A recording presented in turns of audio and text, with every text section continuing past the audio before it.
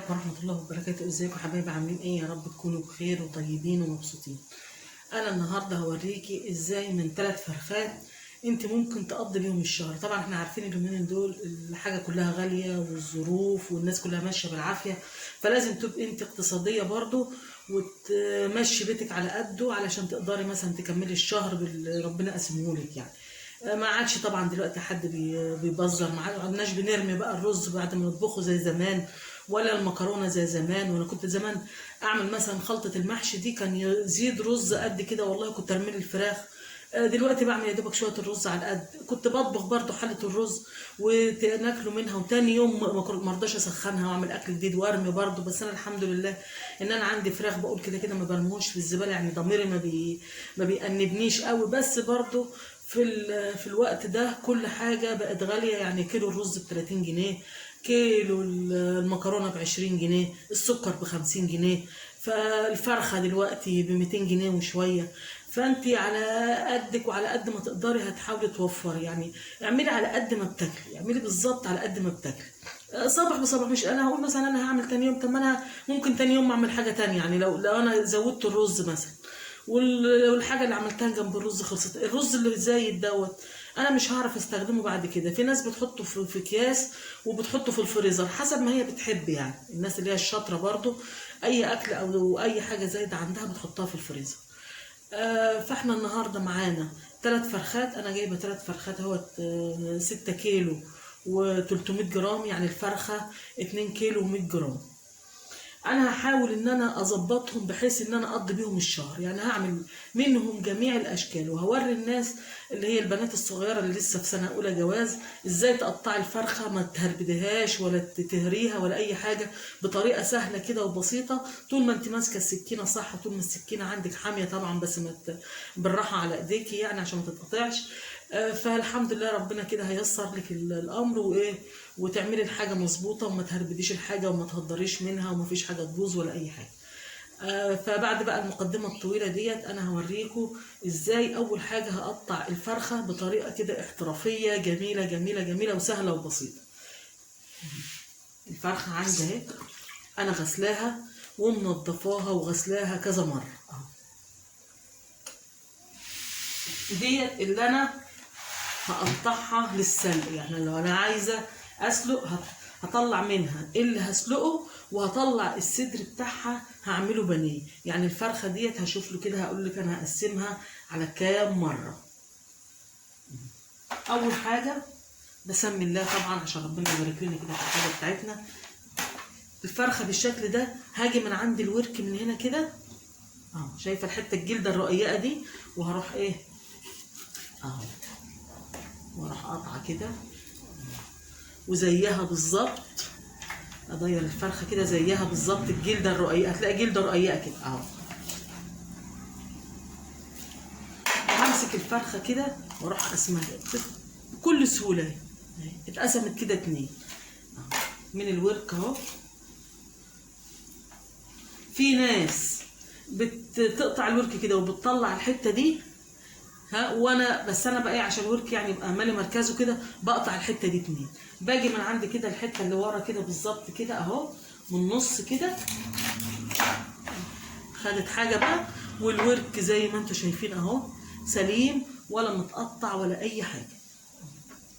ادي اجي بقى على الجزء ده، انا عندي الجناح ده هاجي من الحته بتاعت المفصل بتاعها كده اهو. في لو انت عايزه، انا هدي عشان هعملهم ببصل بعد كده في مره مع الكبد والقوانص اهو. في ناس بتروح قاطعه الجناح من هنا كده، يعني من عند الحته العظميه دي كده اهو، واروح قاطعه الجناح كده بالحته دي كده زي ما هي. ودي بتتعمل بالفيجيتار، بتبقى طعمها في منتهى الجمال. هوريكم في الفرخه الثانيه. انا جيت بقى هنا للصدر ده، انا عايزه اطلع منه الصدر عشان اعمله بانيه. باجي من الحته اللي هنا كده اهو، واخلي الحتتين دول في الكتاف لان هسلقه من النص كده.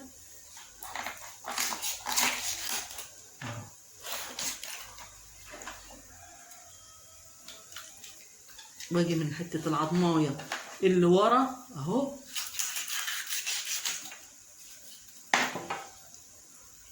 طلع عندي الصدر حته واحده، وهوريكم هيتقطع بانيه ازاي. فاضل عندي الحتتين دول اهو. هاجي من النص كده، من النص كده، واروح قاطع اهو. اما مشيت صح بالخطوات صح، الفرخه اتقطعت حلو واتقطعت مظبوطه وكل حاجه. هاجي للرقبه هنا اهو، انا مش عايزاها دلوقتي، اروح شايلاها برضه اهو وحطها مع دول. يبقى انا عملت الفرخه اهو على كام حته؟ على 5 قطع. الحته دي بقى انا هعملها بانيه. اجيب الجلده دي طبعا هشيلها مش عايزينها اهو.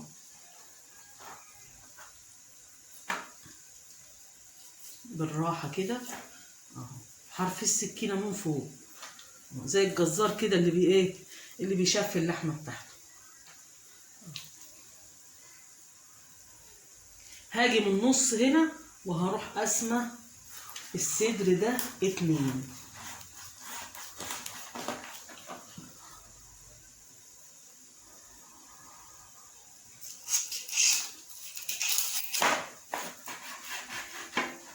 هقطع الحته دي بقى لو انت شاطره هتحطيها في الفريزر 5 دقايق، هتلاقيها جمدت معاكي. لو انت ما بتعرفيش تتحكمي في التقطيع، يعني حطي الصدر ده في الفريزر قولي ربع ساعه كده، 5 دقايق مش هيلحق، ربع ساعه بالكتير، ما تزوديش عن ربع ساعه. وبعد كده هتجيبي الصدر وتحطي ايدك كده زي المسطره بالظبط، زي المسطره بالظبط اهو، واروح عامله كده. بصي ايدي دي مسطره.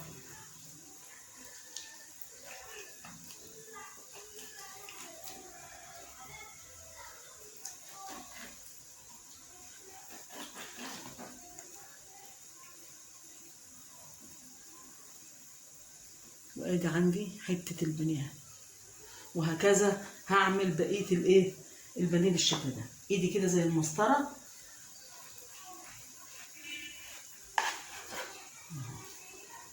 حته كمان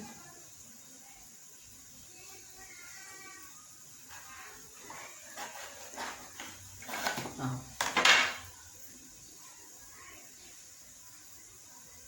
يعني دي هعملها 5 حتت، والنص التاني اللي زيه بالظبط هعمله 5 حتت. يعني الصدر عندي هعمله حوالي 10 قطع، طبعا حلوين وهيكفوني يوم. يعني انا لو انا رحت اشتريت نص كيلو بانيه وجبت فراخ، انا لا، اما اجيب فرخه سليمه احسن واقطع الصدر واعمله بانيه. يعني نصيحه برضه للناس اللي هي لسه مبتدئه في اول سنه جواز، بتبقى طبعا محتاسه ومش عارفه تعمل ايه. انت لو انت عيالك بيحبوا البانيه او لسه انت متجوزه لسه مفيش عيال صحيح، لو انت برضو ست وما عندك مثلا ولدين ولا بنتين ولا ولد وبنت واي حاجه بيحبوا البانيه اكيد طبعا، ما رضوش ياكلوا الصدر ده بيبقى ناشف زي حامد ابني كده، ما بيحبش الصدر نهائي، ما بيعرفش ياكله رغم ان هو في ثانيه سنه، فعاوز الصدر بتاعه يبقى بانيه. فبدل ما تروحي تشتري نص كيلو بانيه وترجعي تاني تشتري فراخ، لا، هاتي الفرخه وخدي منها الصدر، هيعمل لك حوالي نص كيلو بانيه. انت عايزه ايه اكتر من كده؟ اهو. يبقى انا دي هطلع 5 ودي برضو هطلعها 5 حتت، واعملي حسابك اما بتتحط في الفريزر بتتقطع باسهل اسهل اسهل اسهل بكتير. نفس الحكايه.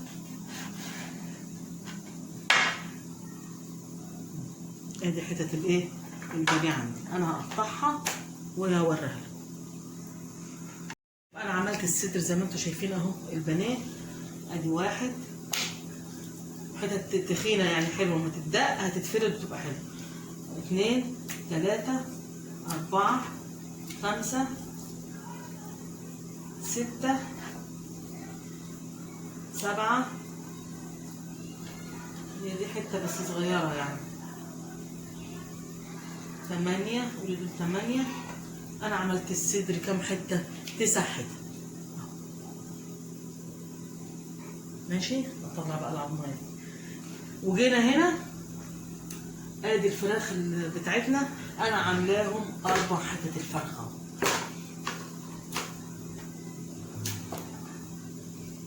هنيجي للفرخه الثانيه، انا هعمل منها هقطعها، والصدر بتاعها هعمله شاورما. هعمله شاورما الفرخه الثانيه. هقطع برضو بنفس الطريقة. لو انت عايزة الجوانح تعمليها بالفيجيتار، بتيجي من الحتة دي كده وتقطعها. بس انا مش عايزة اعملها بالفيجيتار، يعني انا مش عايزة من الحتة دي. بتطلعي الجناح ده زي ما هو كده اهو.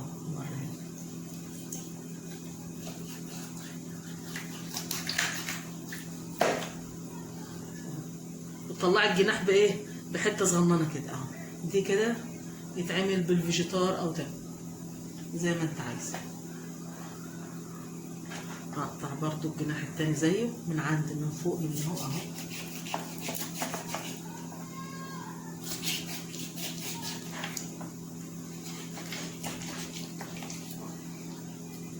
في عضمايه كده مفصل كده تعملي منها.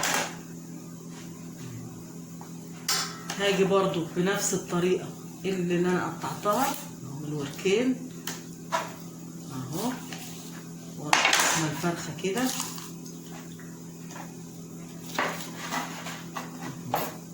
ومن النص كده،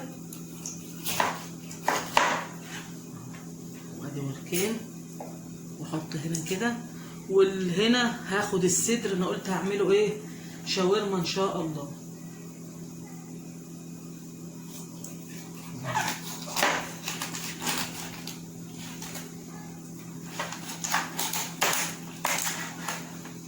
طبعا الشاورما مش عايزه عظم، انت الحته اللي انت عاملاها ما فيهاش عظم خالص. وقطعت الرقبه برضو، احطها مع دول. وادي هنا اهو، واهو جينا للصدر، الحته بتاعت القفص الصدر بتتقطع اهو مع دول. هاجي بقى لتقطيع الشاورما برضو، هشيل الجلده ديت اهو.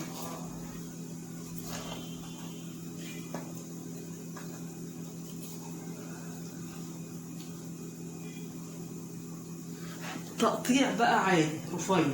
هقسم دي اتنين كده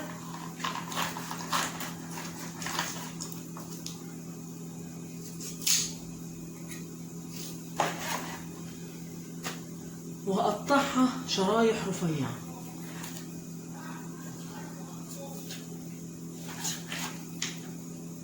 طلع كده خلي العظم اهو، احط كده واقطعها ايه؟ شرايح رفيعة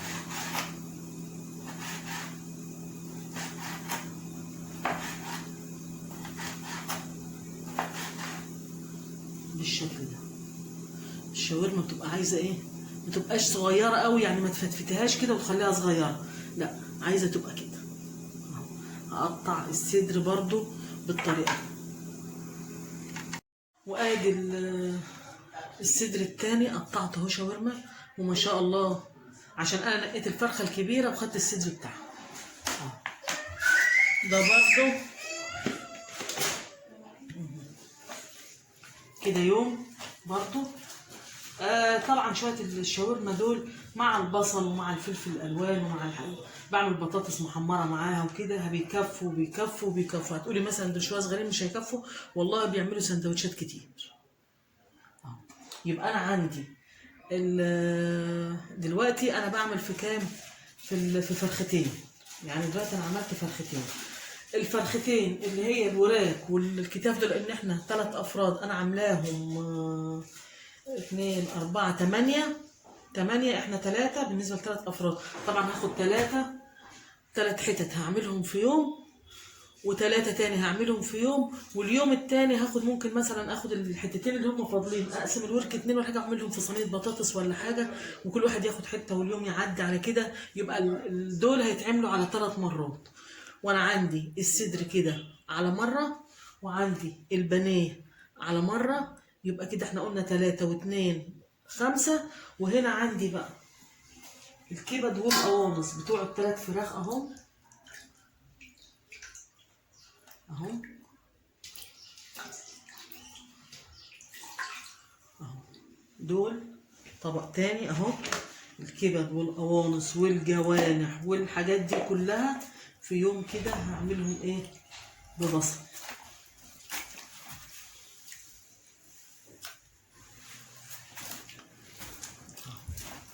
هيكفوا والله، وهيبقى ايه، هيغرقوا الدنيا. لو انت عدد الاسره عندك قليل ممكن تعملهم على مرتين. يوم دول كده ببصل وشويه مكرونه جنبهم، وادي يوم كده ايه هيعدي.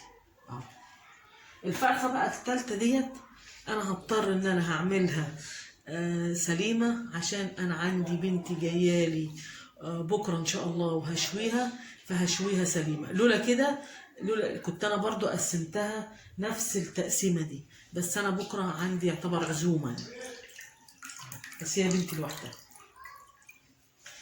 هشويها بطريقه حلوه وهصورها لكم برضو. الفرخه اهي زي ما هي كده، انا نقيت اصغر واحده، بس هي ما شاء الله كبيره برضو.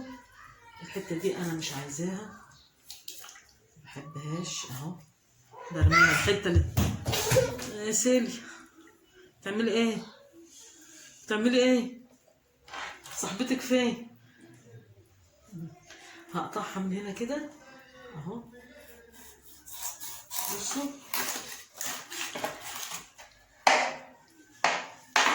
وهعملها كده اهو، وهنا كده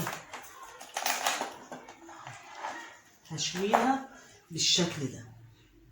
انا هشيل برضو الجوانح اهو، احطها مع الايه، مع الكوم بتاعي، لان مش عايزاها برضو في الشوي اهو بالشكل ده كده اهو.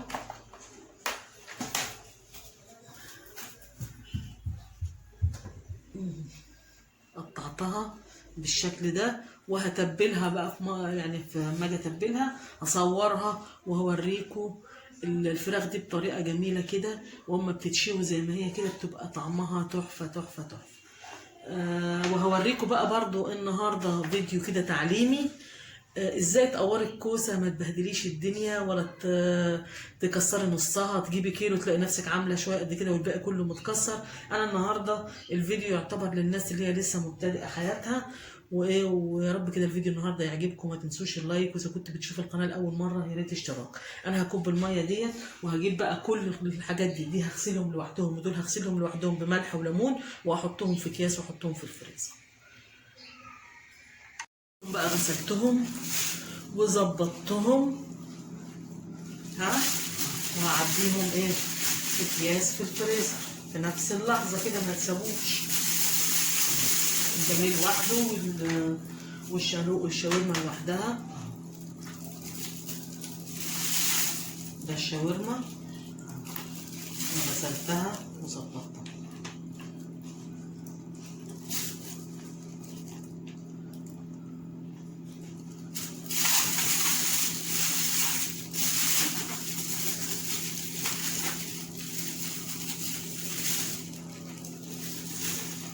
وهنا البنات اهو. ولو عندك علبة خلينا احسن نجيب نحطه في علبة احسن. جبت علبة اهو عشان حتى يبقى معروف.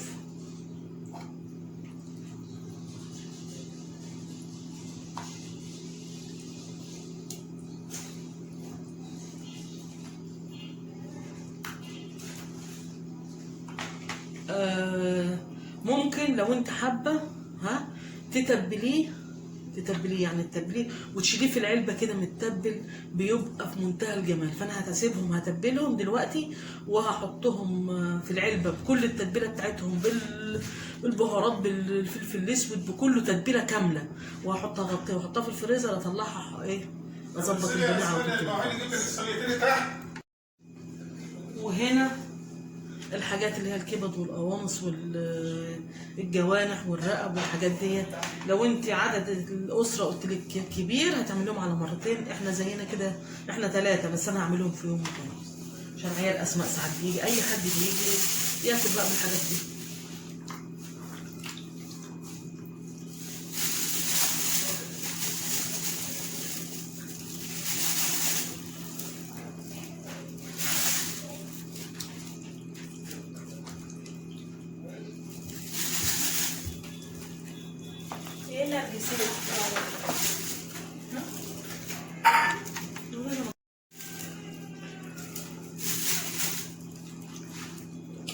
دول هعملهم اول حاجه عشان ما يغيبوش في الفريزر وطعمهم يتغير. كيس اهو قد ايه ما شاء الله.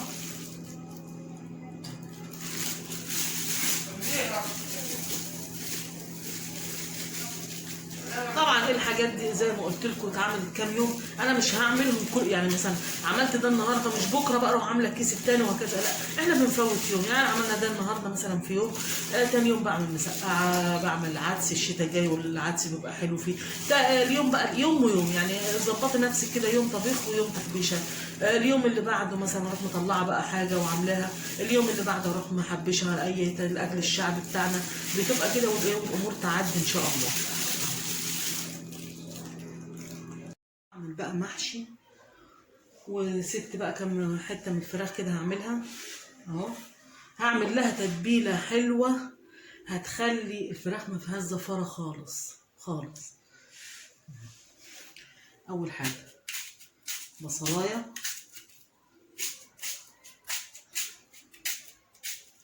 اي تقطيع يعني، اي تقطيع كده كده هدفعكها بالملح والفلفل، فمش اشكال تقطعها رفيع، يعني مش عايزينها رفيعه.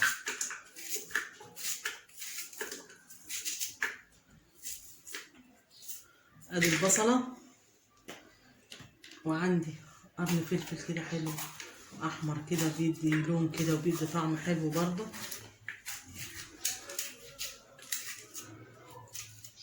وواحد اخضر،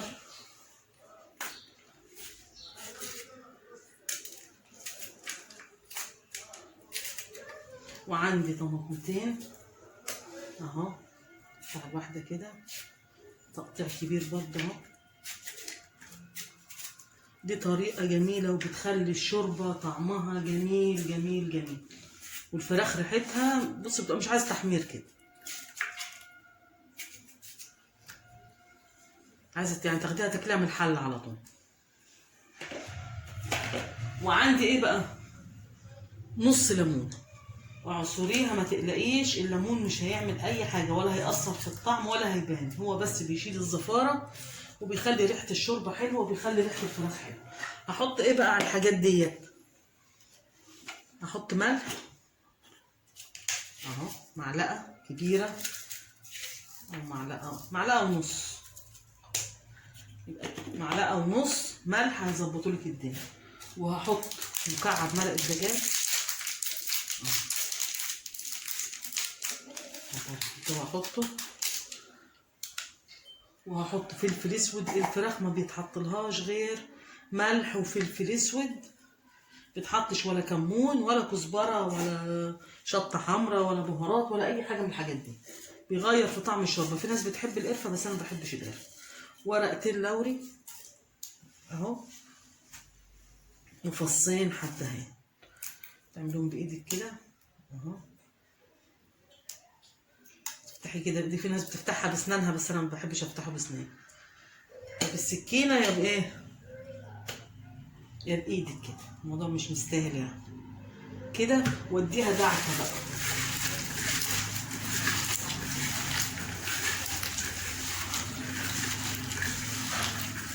وشم بقى الريحه الجميله.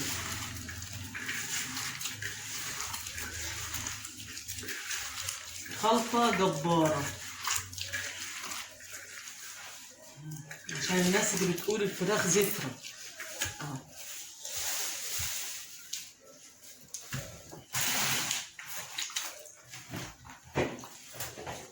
وانزل بقى احط الخلطه دي في الوسط كده، الورك مقلوب على ظهره،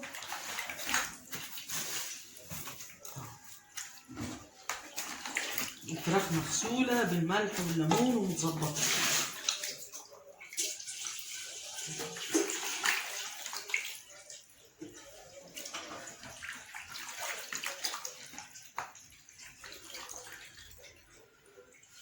بالشكل ده اهو، خلاص كده.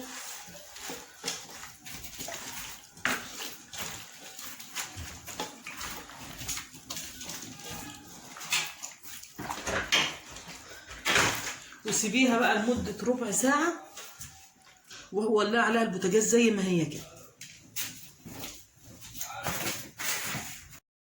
انا بقى جبت الكوسة اهي عشان تشتري الكوسه بدايه كده من اول الشراء لازم تجيب الكوسه اللي هي مستقيمه كده وما تبقاش رفيعه قوي عشان ما تتفلقش منك من المقوار وتتكسر. يعني الكوسه تبقى كده سرحه كده زي حلوه كده زي ما بنقول كده اهو، وتبقى ما فيهاش مش معوجه ولا فيها اي حاجه اهو بالشكل ده.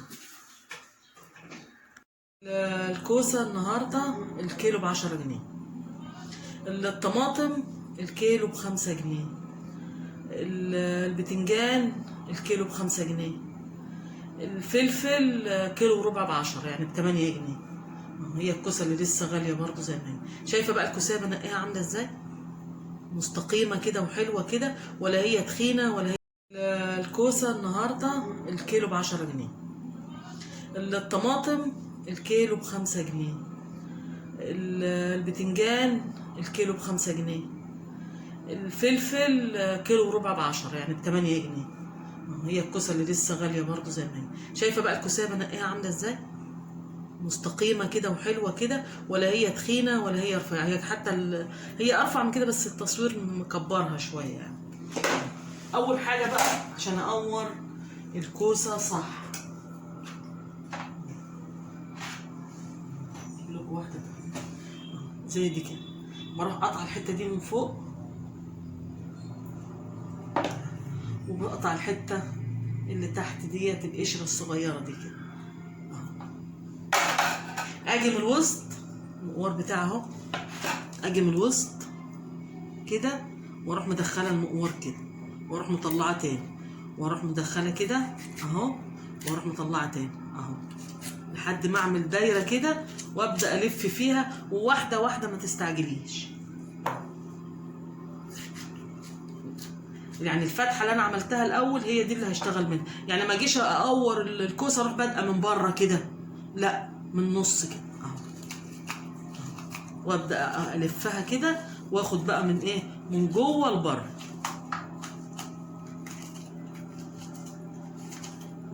واطلع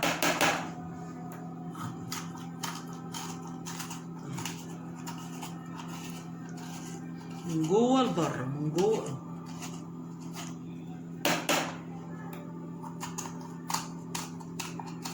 وبالراحه. يعني ما تستعجليش. هي الكوسه دي بتاخد وقت شويه في التقوير لانها هي طريه وبتتكسر بسرعه.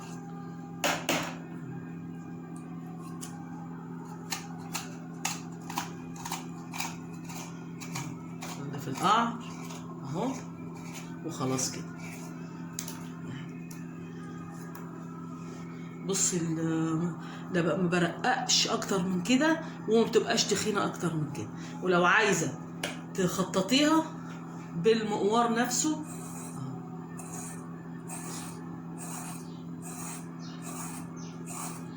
بتبقى شكلها حلو وهي محشيه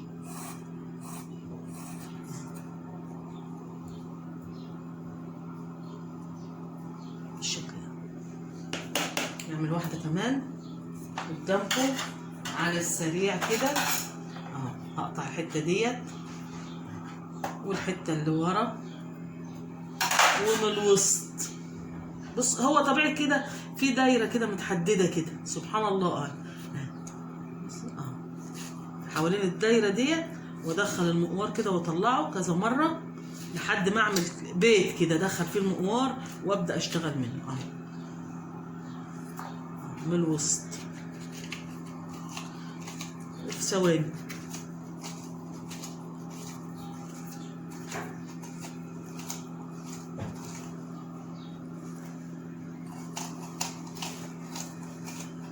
انا ما بغيبش في التقوير خالص خالص خالص.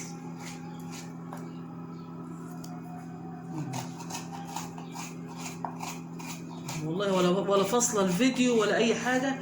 احسبي ادي الكوسه التانيه خلصت اهي، احسبي شوف انا خدت وقت قد ايه. انا التانيه ديت غبت فيها عشان كنت بشرح لكم بتقور ازاي اهو، خدتش ثانيتين. وهكذا بالنسبه بقى للبتنجان. البتنجان طبعا بيبقى سهل في التقوير يعني ما بيغلبش.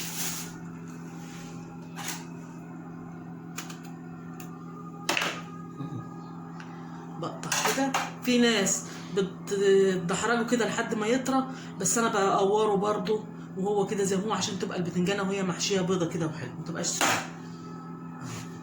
من النص برضو اهو. البتنجان اسهل لانه بيبقى طري عن الكوسه.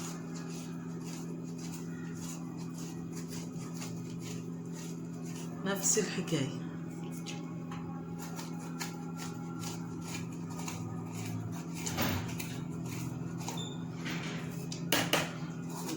اللي جوه خالص اهو. وادي البتنجانية اتقورت، غبت فيها اهو وبيضة وجميلة. الفلفل انت بتجيبي الفلفل اهو، انا ما بعملهوش بالسكينة. فلفلايه ما بعملهوش بالسكينة كده عشان ما تبقاش مفتوحة كتير وتوقع الرز. انت بصباعك كده وتاخدي الحته اللي هي العنقود ده وتمسكي بايدك كده وتضغطي لجوه، اضغطي لجوه اهو اهو، ضغطه كده هتروح. بص بتاع فصلت عن بعضها ازاي، مش عارفه باينه ولا لا. وهروح مطلعه اهو بكل سهوله و10 على 10 اهو. الحرف بقى اللي انا بدخل بيه ده الحرف ده بيحوش الرز، بدل ما انت تروح قاطعه بالسكينه كده تلاقي الرز طالع من الفلفلايه كده. واما تيجي تنقي الفلفل ما تنقيش المتطبقه، لان المتطبقه دي هتدخلي فيها الرز ازاي؟ يعني جيب اللي هي برضو تبقى سرحه كده ومنفوخه كده، بحيث ان انت لما تيجي تحشي تعرفي تحشيها. لكن المتطبقه من جوه كده هتحشيها، هتدخلي الرز ازاي؟ مش هتعرفي تدخليها. يبقى النهارده يا رب كده اكون افدتكم في الفيديو، وهعمل بقى الاكل وهوريكم النهارده الاكل كان عامل ازاي اهو.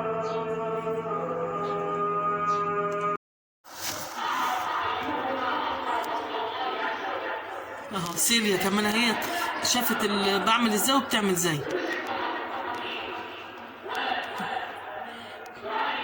ماشي يا سيليا، ها انت هتروحي بيها فين؟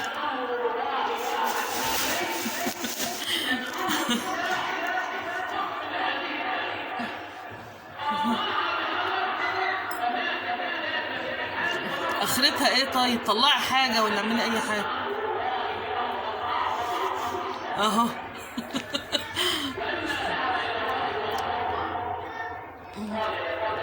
شفت تقوير سيليا عامل ازاي؟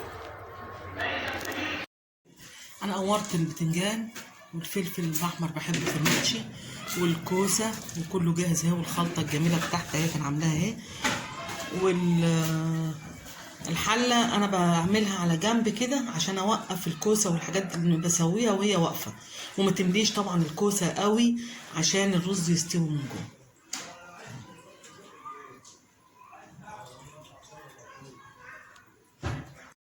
انا حشيت الحله اهو زي ما انتم شايفين، بس طبعا ما ينفعش تستوي وهي بالشكل ده. انا هنقصها في حلتين، بس انا حبيت اوريها لكم يعني بعد شكلها ما اتحشى. شايفين جميله ازاي ما شاء الله. المحشي على البوتاجاز زي ما انتم شايفين كده.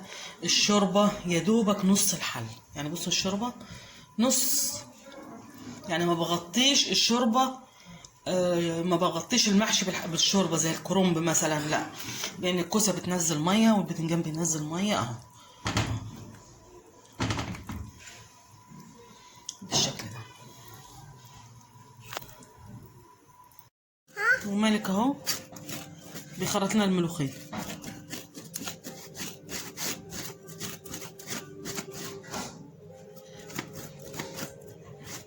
يبقى سيليا قورت البتنجان ومالك بيخرط الملوخيه.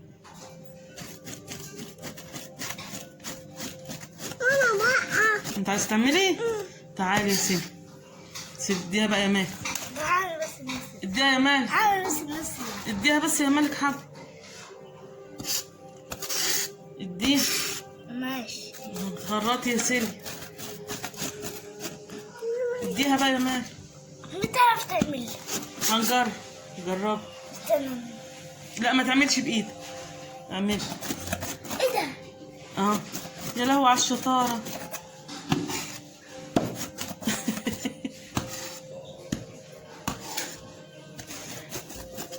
ما تتهزيش كده، طب تتخرج. ها يلا. ايه ده؟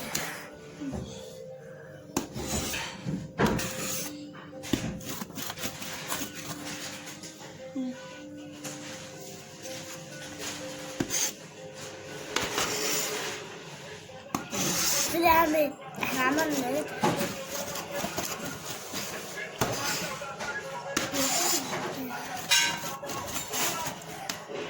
كفايه.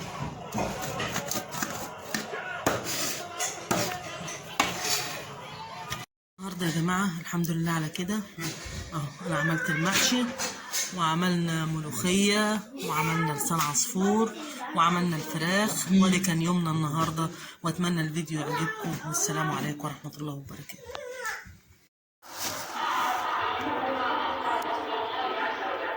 اهو سيليا كمان هي شافت اللي بعمل ازاي وبتعمل زي.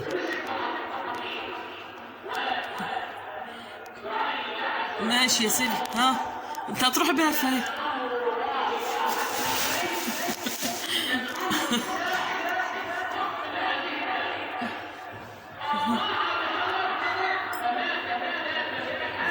اخرتها ايه؟ طيب طلعي حاجه ولا اعملي اي حاجه. اهو.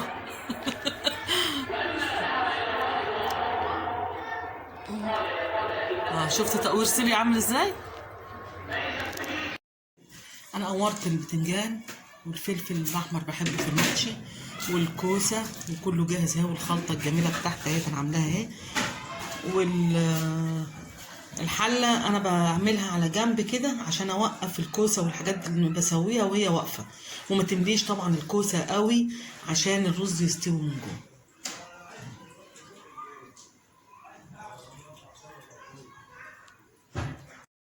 انا حشيت الحله اهو زي ما انتم شايفين، بس طبعا ما ينفعش تستوي وهي بالشكل ده، انا هنقصها في حلتين، بس انا حبيت اوريها لكم يعني بعد شكلها ما اتحشى.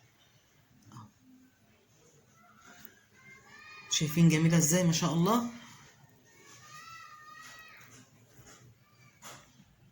المحشي على البوتاجاز زي ما انتم شايفين كده، الشوربه يا دوبك نص الحل، يعني بصوا الشوربه نص، يعني ما بغطيش الشوربه، ما بغطيش المحشي بالشوربه زي الكرنب مثلا، لا، لان الكوسه بتنزل ميه والبتنجان بينزل ميه اهو بالشكل ده. ومالك اهو بيخرط لنا الملوخيه.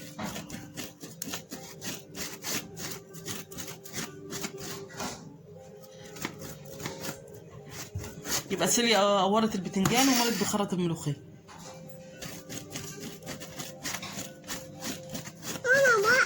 انت عايز تعملي ايه؟ تعالي يا سيدي، اديها بقى يا مالك، اديها يا مالك، اديها بس يا مالك حب،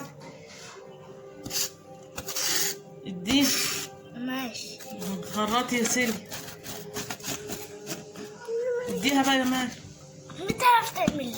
هنجرب، جرب. استنى. لا ما تعملش بايدك، اعملي. ايه ده؟ يا لهوي على الشطاره.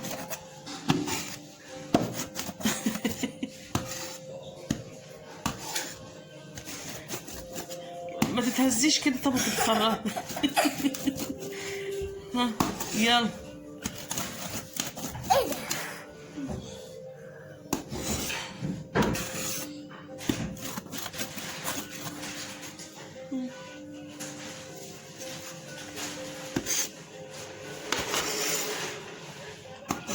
بنعمل احنا عملنا ايه؟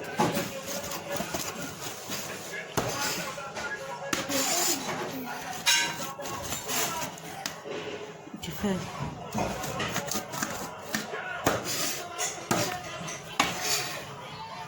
النهارده يا جماعه الحمد لله على كده اهو، انا عملت المحشي وعملنا ملوخيه وعملنا لسان عصفور وعملنا الفراخ، وده كان يومنا النهارده، واتمنى الفيديو يعجبكم، والسلام عليكم ورحمه الله وبركاته.